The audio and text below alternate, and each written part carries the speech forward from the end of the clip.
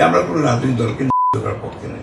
রাজনৈতিক দল হয়ে বিএনপি অন্য কোনো রাজনৈতিক দলকে নিষিদ্ধের পক্ষে না। এবার খালেদ মহিউদ্দিনের টকশোতে এমন মন্তব্য করেছেন মির্জা ফখরুল ইসলাম আলমগীর। আওয়ামী লীগ প্রসঙ্গে আবারও নিজেদের অবস্থান পরিষ্কার করেছেন দলটির মহাসচিব। বলেন, দুর্ভাগ্যজনকভাবে দলটি নিজেরাই নিজেদের ফেলেছে।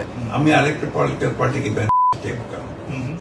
আওয়ামী লীগের রাজনৈতিক কার্যক্রম প্রশ্নে মির্জা ফখরুল বলেন, জীবন অবাক না করলে কে করবে? 28% মিল্ক ফ্যাটের অবাক করার সাথে ফ্রেশ মিল্ক পাউডার। জীবন অবাক করুক প্রতিদিন। আওয়ামী লীগের কথা আর কি বলবো, দেশের সবচেয়ে পুরাতন দল হওয়ার পরেও দুর্ভাগ্যজনকভাবে তারা নিজেরাই নিজেদের ফেলেছে। তারা সমস্ত চরিত্রকে বিলীন করে দিয়ে একটা দলে পরিণত হয়েছে। ফলে তাদের প্রতি সাধারণ মানুষের ভালোবাসাও নেই, আস্থাও নেই।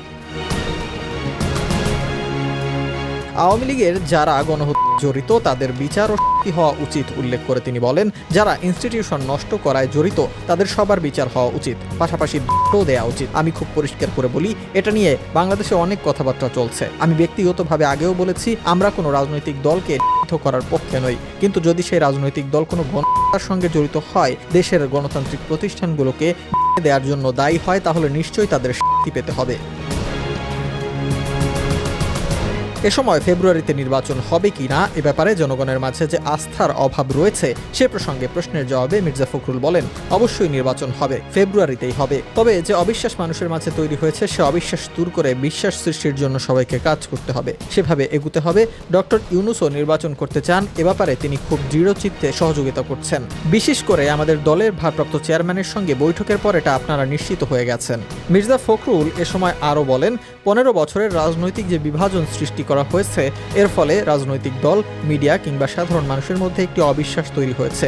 সেই অবিশ্বাসটাকে দূর করা দরকার। এখন মানুষের মধ্যে আস্থা স্থাপন করা দরকার।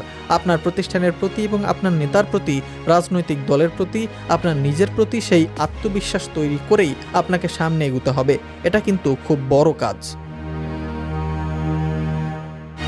দীর্ঘদিনের জোটসঙ্গী জামায়াতের সঙ্গে বিএনপির সম্পর্ক খারাপ যাচ্ছে কিনা তা জানতে চাইলে তিনি বলেন, রাজনীতিতে শেষ কথা বলে কোনো কথা নেই। প্রত্যেক দলের নিজস্ব নীতি রয়েছে, সবসময় একই রকম হবে তা নয়। জামায়াতের সঙ্গে বিএনপির সম্পর্ক খারাপ হয়নি। দল করতে হলে সবার সঙ্গে সম্পর্ক ভালো রাখতে হবে। সম্প্রতি ভারতীয় একটি পত্রিকায় সাক্ষাৎকারের বিষয়ে বিএনপি মহাসচিব বলেন, আপনি যদি চান মিডিয়ার মাধ্যমে ঝামেলায় ফেলবেন, সেটা ইচ্ছা করলেই পারেন, কিন্তু আমার সঙ্গে ওই পত্রিকার সেরকম কোনো কথাই হয়নি। আমি প্রতিবেদন পড়েছি। আমি তো কিছুদিন আগেই বলেছিলাম আওয়ামী লীগের তার কাজের জন্য বিচার হওয়া উচিত। জাতীয় পার্টির কথাও বলেছি যে তারা যদি কোনো অপরাধের সাথে জড়িত থাকে তাদের বিচার হওয়া উচিত, কিন্তু জাতীয় পার্টিকে করে দেয়া এটা আমি কখনো বলিনি।